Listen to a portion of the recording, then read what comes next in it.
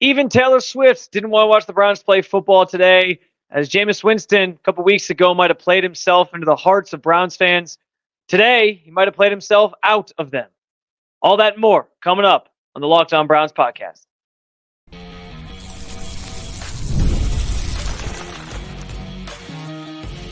You are Locked On Browns, your daily Cleveland Browns podcast. Part of the Locked On Podcast Network, your team every day. What's up, Browns fans? What's up, Dog Pound? I'm Spencer German, your new host of the Locked On Browns podcast, and proudly covering the Cleveland Browns for you each and every single day.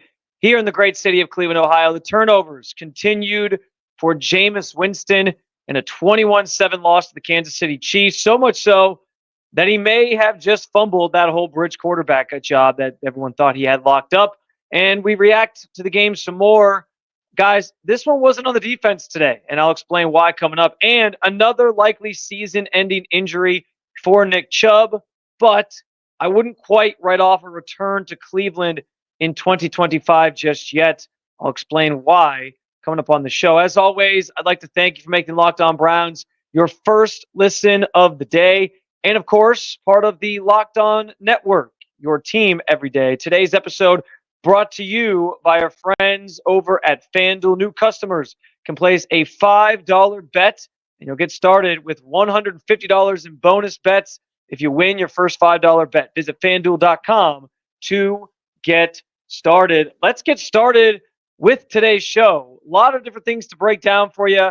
After another Browns loss, they fall to 3-11 on the season, largely at the hands of the quarterback that everybody a couple weeks back anointed the quarterback for the Cleveland Browns in 2025, the guy that we all thought could maybe play the bridge role for the Browns moving forward, hand things off or handle that job going into 2025.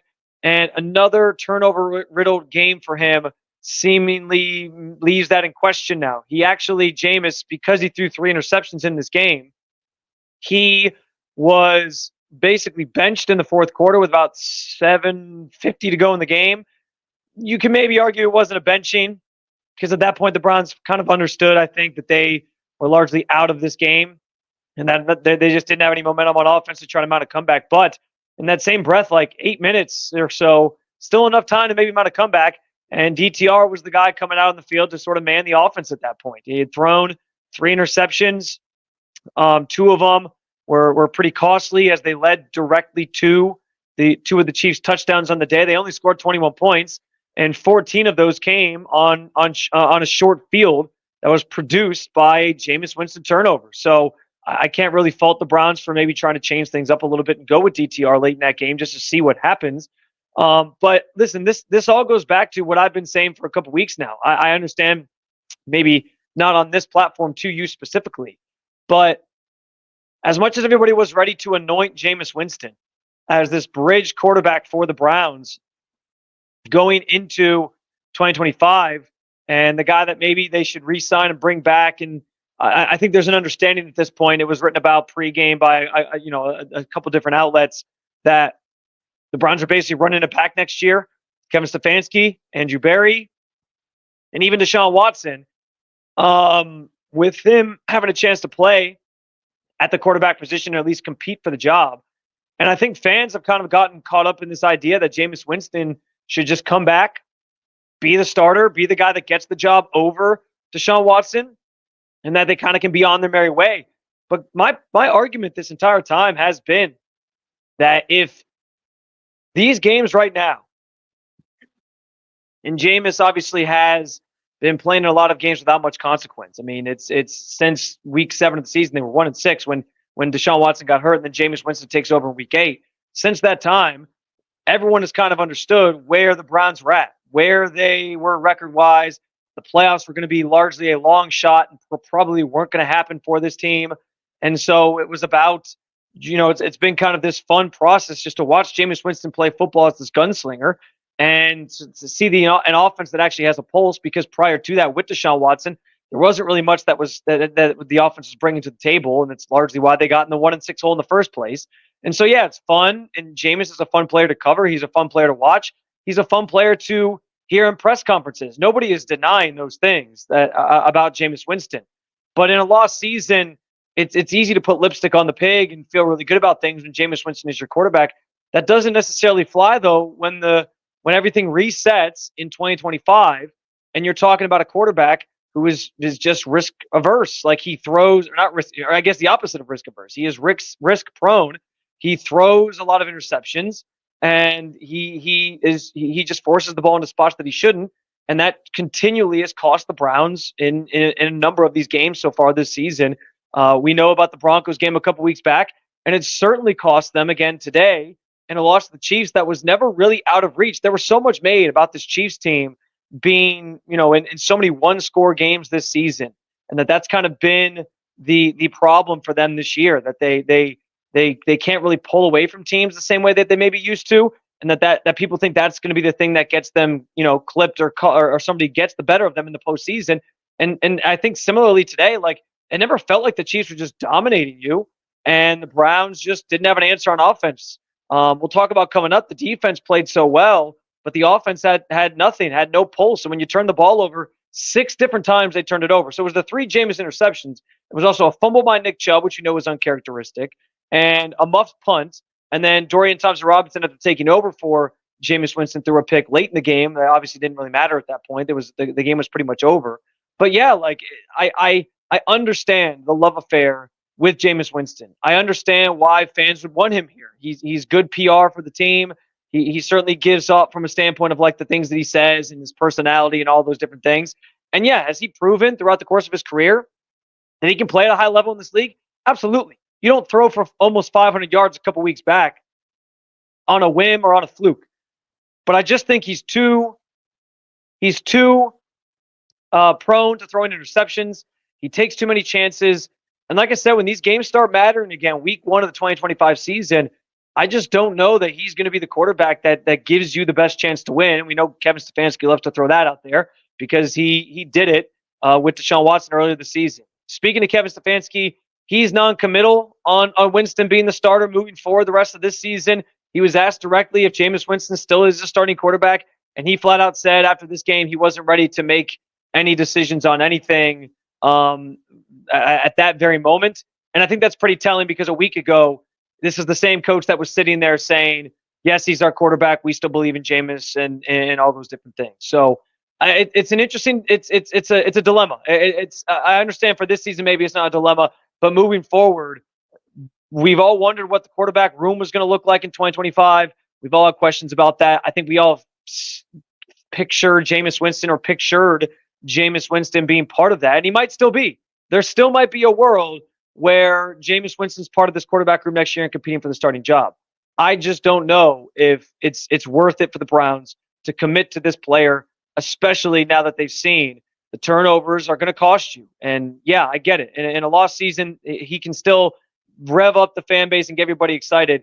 But next year, I don't know if that's going to be good enough. So the questions loom large at the quarterback position. Next, in another loss, I kind of alluded to this already, but one phase of the game was not to blame for Cleveland today. I'll let you know which unit is off the hook right here on the Locked On Browns podcast, part of the Locked On Network, your team every day. Today's show is brought to you by BetterHelp. The holidays are meant to be the most wonderful time of the year. And listen, I love this time of year. I love the holidays. I love spending time with my family. I love watching my son light up when he opens up for Christmas presents under the tree. But I also understand that I'm not everybody. And this time of year can also be one of the most stressful times of the year. That's where BetterHelp comes in. Their therapy services are there to help you find the best ways to cope with the stresses of the holiday season, or even just in your day-to-day life. If you're looking for a way to be the best version of yourself, give BetterHelp a try. Where some therapists might have impossible schedules to work with, BetterHelp is super convenient because it's entirely online. And you can mold the schedule to what fits best for you. Just fill out their brief questionnaire to get matched with a licensed therapist. Find comfort this December with BetterHelp. Visit betterhelp.com/lockedon today to get 10% off your first month. That's BetterHelp, HELP.com/lockedon. It's that time of year. College football playoff is back, and the newly expanded 12-team format is guaranteed to be bigger and better than ever, bringing you all the hard-hitting, high-flying excitement that you love. TNT's sports coverage of the college football playoff begins December 21st, starting with the college football playoff kickoff show presented by AT&T at 11 a.m. Eastern, leading into our first matchup. Southern Methodist University Mustangs battling the Penn State Nittany Lions. Then the Clemson Tigers look to upset the Texas Longhorns in a showdown at 4 p.m. Eastern. Don't miss a moment of the action.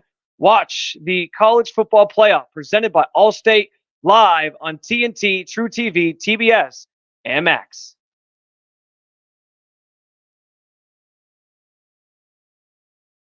Keeping it rolling here on the Locked On Browns podcast as we reflect even more on the Browns' 21-7 loss to the Kansas City Chiefs right here at Huntington Bank Field behind me.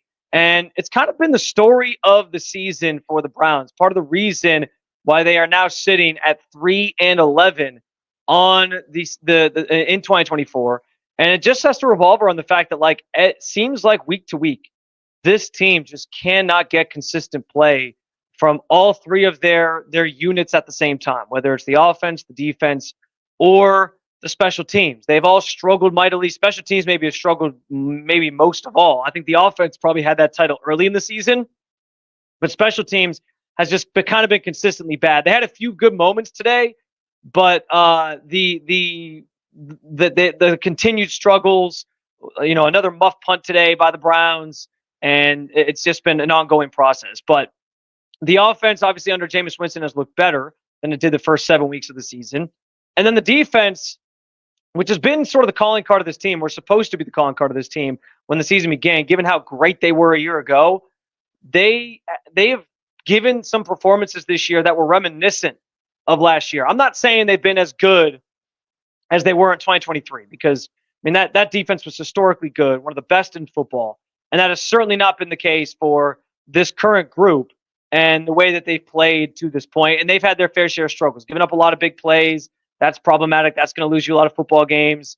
They just have not been as dominant as they were in previous seasons. But I remain impressed in certain moments by this group overall and the way that they played. And I think that was the case today against the Kansas City Chiefs. I mean, this defense, guys, as you look back on this game and try to wonder, like, what went wrong, the defense is hardly to blame, in my opinion. You had several players. Juan Thornhill was one of them, talking about how the defense played well enough to win. They didn't want to put blame on the offense because they don't like to do that on this team, and you rarely hear them, point the finger and say those guys got to be better. But I did think the defense did its part today. Here are some stats for you just to kind of give you a sense of how well they played. They forced 6 3-and-outs in this game against the Kansas City Chiefs and Patrick Mahomes. They only gave up one long scoring drive for the entirety of the game. And it was on a 14-play, 87-yard drive in the second quarter that led to the Chiefs' second touchdown of the game. 14 of the Chiefs' 21 points, as I mentioned a little bit earlier in the show, came after Jameis Winston interceptions that gave Kansas City a shorter field to sort of work with. And then Kansas City had 311 yards of total offense as a whole, which, that's fine, but it wasn't anything impressive. KC was only 7 of 18 on third down in this game as well, so they didn't have a great third down percentage.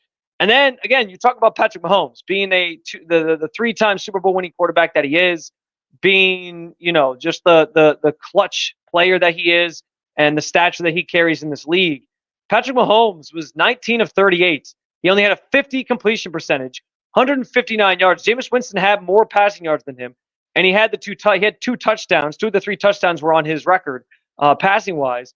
But I don't think he was out here lighting up the Browns by any means. And on top of that, there were some moments where he tried to give the ball away. It's similar to Jameis Winston. He threw some passes up that could have easily been intercepted and guys dropped them. I talked about Juan Thornhill. He had a drop. There were some other plays where turnovers were to be had, and the defense just couldn't come up with them. That's been another sort of consistent problem for this team this year, is their inability to make the big play on defense in terms of creating turnovers, just dropping the passes in general. It's been, again, on a team that has a long list of problems and shortcomings this year. that's been one of them. But that wasn't even a problem today because the defense still gave them a shot to stay in this game. I mean, again, you take away the two short fields, the only touchdown they like legitimately gave up on like a legitimately made them earn it style drive was that 14 play, 87-yard drive that Kansas City had in the second quarter. Other than that, they played a pretty good game. And that's also accounting for the fact that Myles Garrett left right before the half because Joe Thuney had he sort of swiped at his face mask and it somehow hurt Myles in the something got Myles in the eye, and it basically led to him sort of flailing around the field face down, and everyone was kind of concerned like if he got cut or whatever it might be. And he went to the locker room, did come back out before the end of the half even, and played I think at least one more play or a couple more plays on the Chiefs' very next series. And so yeah, like it was encouraging to see him come back out. But even with him sort of defective in one eye, not really being able to see fully the way that he usually can and have the vision that he usually has, he and the defense still made some plays and slowed down this Kansas City Chiefs offense and made life difficult for Patrick Mahomes, who did feel like at times was running around the field having to sort of improvise a lot today. And so again, like it's been the story of the season. Defense plays well, offense plays like garbage. Offense plays well, defense plays like garbage. Offense and defense both play well. Special teams plays like garbage and maybe cost you a game. Like they just have never been able to get those units totally in sync with each other and playing at a high level. And it's been one of the biggest reasons why at this point they're 3-11 and this season has basically gone up in smoke from the jump, really, because when you start 1-6, you kind of know where you're at. But obviously, it's been an ongoing problem throughout the season, even when it felt like there was a chance they could dig themselves out of a hole or get back in the playoff picture. They ousted those possibilities and those hopes pretty quickly because each week something just wasn't working. But at the end of the day, like for today specifically, I am not putting this game on the Browns defense. They played a phenomenal game, limited Patrick Mahomes and this Chiefs offense with Travis Kelce and others the best that they could. And the offense just really gave you nothing. They gave you nothing of consequence, nothing to really build on. And the turnovers were the big killer today, as we sort of alluded to in the first segment. Up next, Nick Chubb suffered yet another frustrating and tragic injury that likely ended his season. Have we seen the last of him in a Browns uniform? I'll tell you why. I don't think so. Right here on the Locked On Browns podcast, part of the Locked On Network, your team every day. I was asked in another program prior to kickoff what were my locks of the week for the Browns and the Chiefs. I gave him 3 locks of the week. I said Jameis Winston would throw an interception. He threw 3. So that hit 3 times over. I said Jerry Jeudy would go for 100 yards receiving. That hit. And I said that Kareem Hunt would have a rushing touchdown. That one didn't hit, but it's okay. I made up the money with the other 2 bets that I did win. That can happen to you when you get in on the NFL action with FanDuel, America's #1 sports book. Right now, new customers can bet $5 and get $150 in bonus bets if you win. The FanDuel Sportsbook app gives you everything you need to place live bets on the NFL all in one place. Don't let a Sunday go by where you don't jump in on the action before, during, and after the games. Just visit FanDuel.com to join today. You'll get started with a $150 in bonus bets if your first $5 bet hits. That's FanDuel.com. Never waste a hunch. Make every moment more with FanDuel, an official sportsbook partner of the NFL.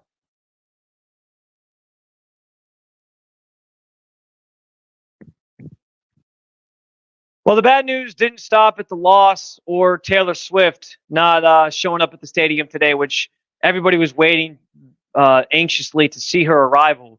And it never came because Taylor Swift was never coming to this game, apparently. It was her birthday weekend. We'll cut her some slack. But regardless, the bad news continued on the field when, in the second half, Nick Chubb suffered what the team made known was a broken foot, exited the game, did not return. He was ruled out at some point in the second half as well. And Kevin Stefanski never flat out said after the game that it was a season-ending injury. But we can all read the tea leaves and understand that it's likely one that ends his 2024 campaign. before it really got going as well, because I think we all kind of understood at this point that for Chubb to get back to the player that he was maybe going to be a long shot anyway. But in the same breath, like, he was showing some signs. I thought last week he showed some signs. I thought this week he showed some signs. He had a couple runs today that I thought really looked like the vintage Nick Chubb, that, and really on the fumble play that he had a 10-yard run up the middle, gets the first down, has the ball knocked out, fumbles. He rarely fumbles anyway. It was just a really good play by the Chiefs defender, by the way. But like, it was an unfortunate way for this game to end, on top of everything else, that he gets hurt. And it's tough that his season isn't going to go the way that anybody hoped. But I do wonder a little bit if expectations were a little too high for him, and if he was going to need sort of another year to get himself right anyway. Now, that opens up the next big question here, which is, of course, what does this mean for Nick Chubb's future in the NFL, but also, I guess, on some level, even more specifically to the Cleveland Browns? Like, what is he done as a Cleveland Brown? And I'm going to be on the record here saying no. I think that his future here in Cleveland is still very much a possibility, and that his career could continue here. I understand he's going to be coming off of another injury. I think there's financial ramifications of that for him, but I actually think that plays into the Browns' hands a little bit, because if they're inclined to try to keep him or attempt to keep him, his price tag isn't going to be something astronomical. With given that he's coming off of another season-ending injury now, potentially, given that he still never looked 100% like himself after the knee injury anyway. Like, I would imagine, I think Browns fans, you included, want to see Nick Chubb treated right, and you want to see him get his due for being one of the most outstanding and just team players that's ever come through these walls or this stadium here in Cleveland. He is adored by this fan base, as you are well aware. And I think people want to see him get what he deserves in terms of financial gains and just respect. And hopefully the team would pay him an amount that is reasonable for what he means to this team. Maybe that's a good way to put it, because the players talk about what he means to this team. The fans talk about what he means to this team. But because of that, like, I don't think that the ship has sailed on a Nick Chubb return, because I think the price isn't going to be too crazy. I also do think that on top of that, there's a PR part of this as well, which is when you have to trot Deshaun Watson back out there next year. I don't think there's any way this Browns team can move off of the Deshaun Watson contract this offseason. I understand that it's easy to go on social media and fans will throw out and say, just cut him, move on. It's time to part ways. I get all that. But the financial ramifications of that are just too astronomical. This isn't Russell Wilson with the Broncos, where it's $80 million, which is already like a record for dead money. This is like upwards of $170 million in dead cap fees, because of the money that they sort of pushed out down the road and sort of spread out in the contract, assuming they were going to give him an extension at some point. And then that day it feels like that day is obviously never going to come. So you can't move on from Deshaun Watson. He's going to at least be here with the organization. If some of the reports pregame are true, or from this weekend are true, that they're going to maybe even trot him back out there and let him compete for the job, and there's always the possibility that he could, I guess, win it in some capacity. I think that's kind of crazy and astronomical, but potentially that could be what happens. If somebody gets hurt and he's back out there next year, and the fan base has to suffer through another year of Deshaun Watson, understanding that he's on this team, even though they want absolutely nothing to do with him at this point, having Nick Chubb around, let's face it, like, it is the best PR for your team that you could ever come up with and have.